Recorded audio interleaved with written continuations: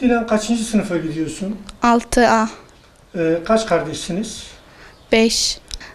Abim en büyük olan 11'e gidiyor. Ondan daha büyük, küçüğü liseye gidecek. Ben de 7'ye gideceğim. Sonra kardeşim de 4'e gidecek. Küçük kardeşim de zaten okula gitmiş şimdilik. Siz nasıl derslere çalışıyorsunuz? Biraz bana anlatabilir misin? Biz EBA TV'den, televizyondan istiyoruz ama bize yeterli olmuyor fazla. 5 kardeşsiniz ama beşinizin dersleri sadece televizyon üzerinden oluyor mu? Nasıl yapıyorsunuz? Olmuyor fazla ama idare ediyoruz. Bizim internetimiz, tabletimiz olmadığı için fazla EBA yapamıyoruz. Benim gibi arkadaşlarım da var, onlar da yapamıyor. Onların da tablet ve interneti yok mu? Evet, yok. Benim babam 1,5 yıldır vefat etti ama annem de var. O da fazla onun geliri gideri olmadığı için bizi alamıyor. Öğretmenim bana ulaşmak istiyor ama benim bilgisayarım olmadığı için ben ona ulaşamıyorum. Ne ben ona ulaşıyorum ne de o bana ulaşıyor. O yüzden çaresiziz yani. Ben bilgisayarsız kaldım, öğretmenim de öğrencisiz kaldı. Benim öğretmenim canlı ders yapmak istiyor ama ben katılamıyorum. Sadece ben değil, diğer arkadaşlarım ve kardeşlerim de katılamıyor. Bu şekilde öğretmenimizden uzak kalıyoruz.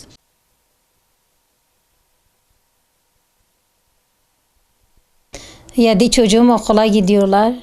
Ne bilgisayar var, ne internet var, ne tablet var, bir şey yok. Televizyona bakıyorlar, televizyonu bitiyor televizyonda. Dedim ne anladınız diyor, bir şey anlamıyoruz. İşte okulda yok, eğitim yok. Hatta diyorlar mahallede hat bile yoktur. Şebeke çekmiyor, bilmem ne. Biz de bilmiyoruz ne yapalım. Çocuklar da okumayı çok istiyorlar. 3 tane liseye gidiyorlar. İşte 1,5 senedir bir şey anlamıyorlar. Maddi durumumuz da yoktur. Biz de bilmiyoruz ne yapalım. Öğretmen bize dedi niye internet yok. Biz de dedik canlı yayına giremiyoruz. Zaten hemen telefonun interneti bitiyor. Biz de öyle kalıyoruz. Öğretmen telefonla canlı yayına giriyor, bizi arıyor, diyor niye girmiyorsunuz? Biz diyoruz internet yok. Çocuklar da üzülüyorlar. Liseye gidenler zaten onlar çok üzülüyorlar. Bu küçükler de hiç okula giderken dersleri iyidir ama şimdi onları da unutmuşlar. Hiç imkanımız yoktur. Nasıl yapacağımızı da bilmiyoruz. Çocuklarımın bilgisayarı yok, tabletleri yok, internet yok. Öğretmensiz kaldılar. İnan ki öğretmenin sesini duydu. Havin çok sevindi. Diğerleri de o kadar sevindiler.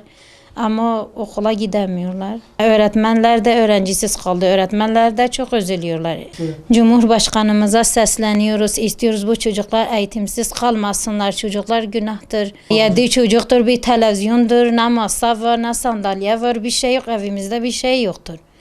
İnan ki 2 kişi oturuyorlar. Bir sandalye, bir masa var. Diğeri küsüyor, orada kalıyor. Diyor dersimi de yapmıyorum. Böyle evde kaldılar, hiç imkanımız yoktur ama Cumhurbaşkanı'na sesleniyoruz, bir çare bulsunlar. Kaç sınıfa gidiyorsun? 9. sınıfa gideceğim. Evet. Sen nasıl derslerini nasıl çalışıyorsun, ne yapıyorsun? Biraz bana anlatabilir misin? Derslerimize fazla çalışamıyoruz çünkü hiçbir şey bilmiyoruz.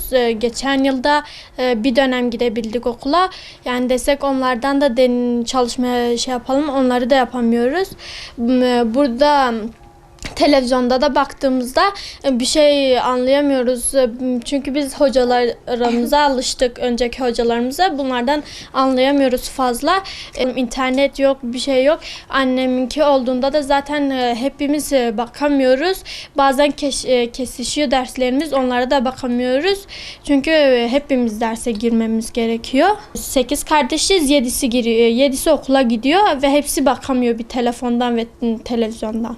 WhatsApp grubu kurdu diyor. Derslere katılamıyoruz fazla. Çünkü internet olmuyor. Hocalar yazıyor diyor niye katılamıyorsunuz diyoruz. İnternet yok. O yüzden giremiyoruz içine.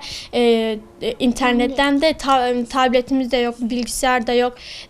Desek girsek internette olsa bir telefondan girilmiyor hepsi. Bilgisayardan mahrumuz. Öğretmenlerimiz de bizden mahrum. Öğretmenler istiyorlar girmemizi ama biz giremiyoruz.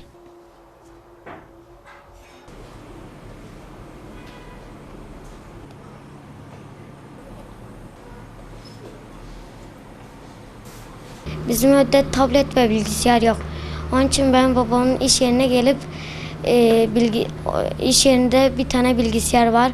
Onunla çalışıyorum. Bazen EBA sistemine giriyorum. Bazen hocam beni arıyor.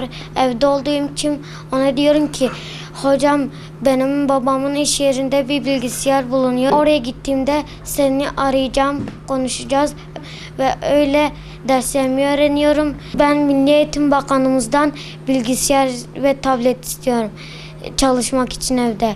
Babamın iş yerine gelmemek için. Çünkü benim babamın bilgisayar alacak gücü yok. Bilgisayarcıya gittik. Bilgisayar fiyatları çok pahalıydı ve babamın gücü yetmiyordu.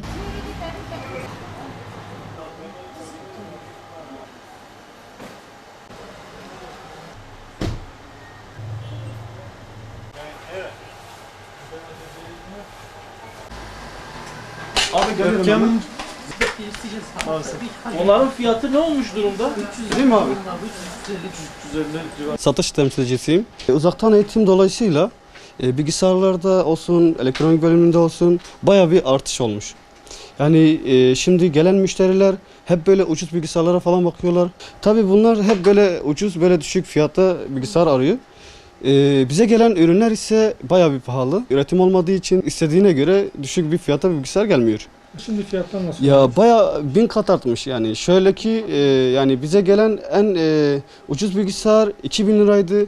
Şu anda en ucuz bilgisayar 4500, 4600 falan civarı falan. Müşterilere bayağı pahalı geliyor. Çünkü bir hafta içerisinde, bir ay içerisinde böyle 1000 lira, 2000 lira fark ediyorsa yani gerçekten de müşterinin dikkatini çekiyor. Evet. Uzaktan eğitim için bilgisayar alacaklarını söylüyorlar ve fiyatları kontrol ediyorlar. Dolayısıyla fiyatları çok pahalı buluyorlar.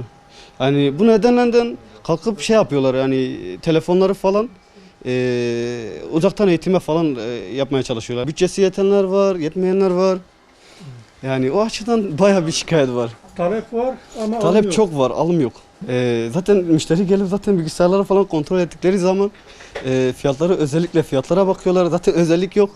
Özellikleri falan sorgulamıyorlar. Çünkü hepsi uzaktan eğitim için yani en kötü bilgisayar bile oluyor uzaktan eğitimi. Çünkü internet bir şeydir, online bir şeydir.